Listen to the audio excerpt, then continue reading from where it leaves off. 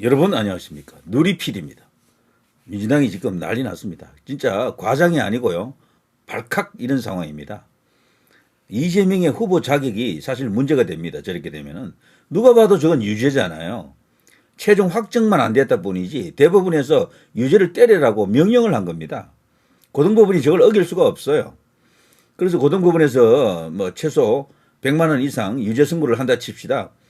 그걸로 이제 확정이 되지 않고 또다시 상고를 하겠죠. 재상고가 되겠죠. 그럼 또다시 대법원에 간다고요. 대법원에서 이제 마지막으로 확정을 짓겠죠. 시간이 좀 걸립니다. 결국은 시간의 문제인데, 그렇지만 시간을 따지기에 앞서 이재명은 기본적으로 후보 자격 없고 후보 박탈 혹은 후보 사퇴가 맞는 이야기죠. 그래서 지금 민주당은요, 이 프레임에 말려들까봐 지금 그 소위 이제 친명 친이대들 있잖아요. 이들이 지금 전부 나서서 지금 대법원을 비난하고 있는데요.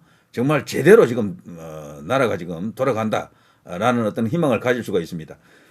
대법원마저도 이번에 만일에 이재명에게 무죄라고 하는 면죄부를 줬다고 하면은 사실 희망이 없어요. 대법원마저도 저렇게 되면은 어떠한 어떤 방패막이도 없잖아. 자, 그러나 대법원은 마지막 보루였습니다. 그야말로 정의의 보루. 이제 제대로 이제 실현했고요. 자, 지금 김문수 이제 캠프에서는 이재명에 대해서 후보 사퇴를 요구하고 있습니다. 당연히 이렇게 해야 되고요.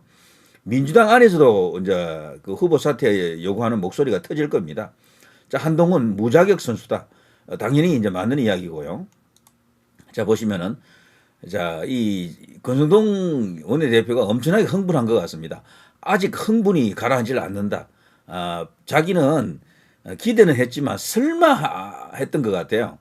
설마 그 고등법원에서 완전히 이제 무죄로 깔았는데 대법원에서 이 지금 엄중한 시국 상황 속에서 유력한 대선 주자, 그것도 대통령이 될 가능성이 가장 큰 지지율 압도적 1위 주자에게 유죄 선고 같은 파기환송을 할 수 있겠나? 스스로도 이 권성동도 저 법조인 출신 아닙니까?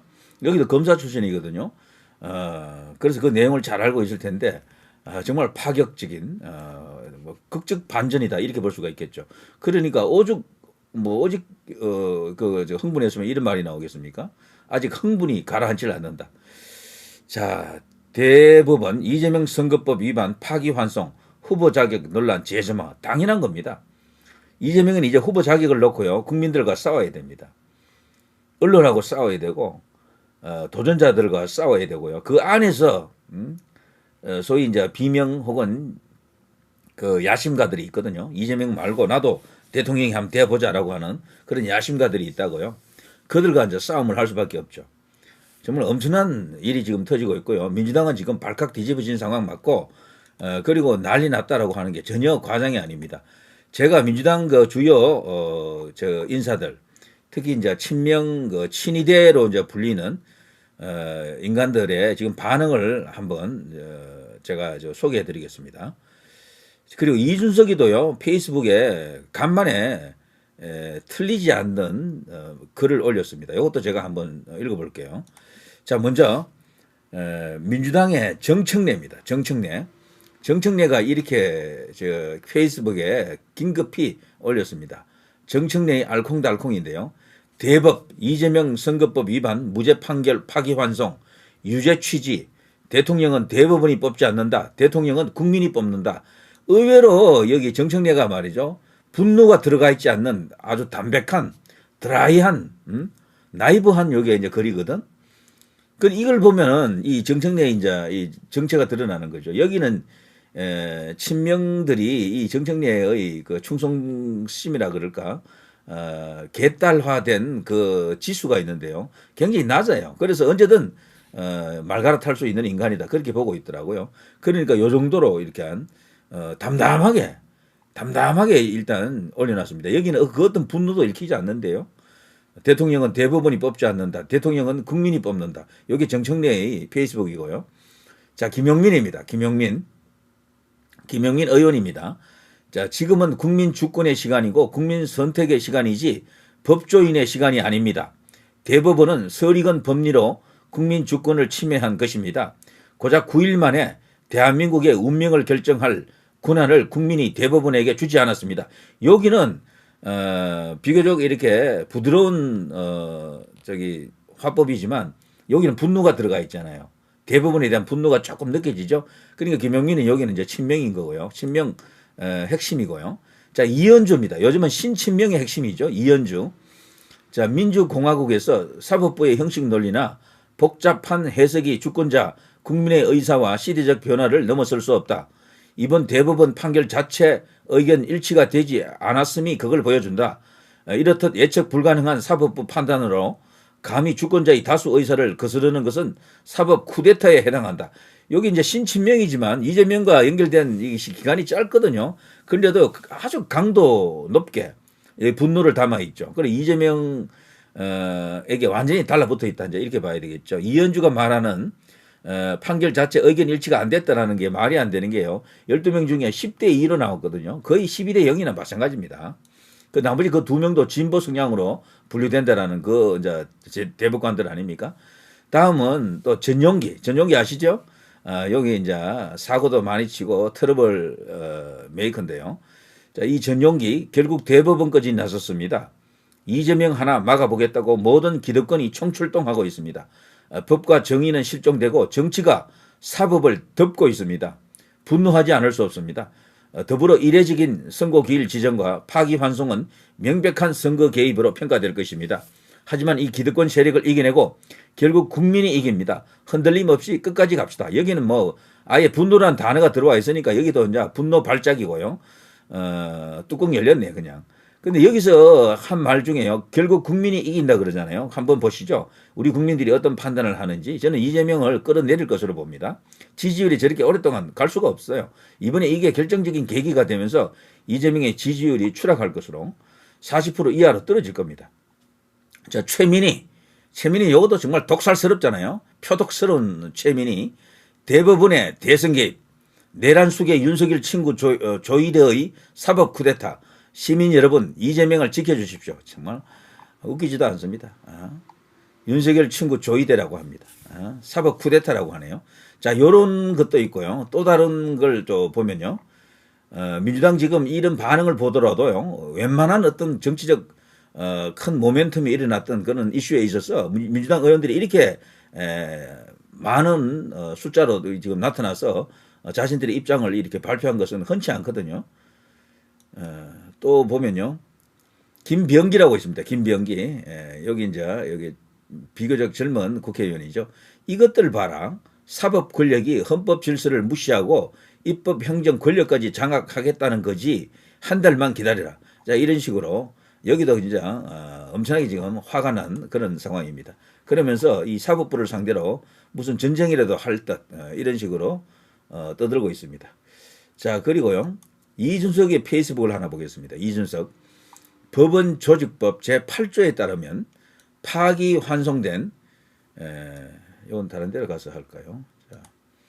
자, 파기환송된 사건에 대해 원심 법원은 대법원의 법률적 판단에 구속됩니다. 이준석 측은 굉장히 생각하고 이게 글을 올린 것 같습니다. 자, 오늘 대법원 전원 합의체의 판결은 이재명 후보에 대한 유죄 판단을 확정한 것과 다름없습니다. 형이 최종 확정되지 않았을 뿐 피선거권 상실은 시간 문제일 뿐입니다. 증거나 진술에 중대한 변화가 없는 한 고등법원이 대법원의 취지를 벗어난 판결을 내릴 가능성은 없습니다. 따라서 오늘의 판결은 사실상 최종적인 판단입니다. 민주당은 대법원의 판단을 존중하여 적극적인 후보 교체를 단행해야 합니다. 대선까지 아직 열흘이라는 시간이 남아 있으며 의지만 있다면 충분히 가능한 일입니다. 근데 참고로 말이죠. 이재명 그대로 놔두고 싸우는 게 대선 치르는 게 나을 것 같아요.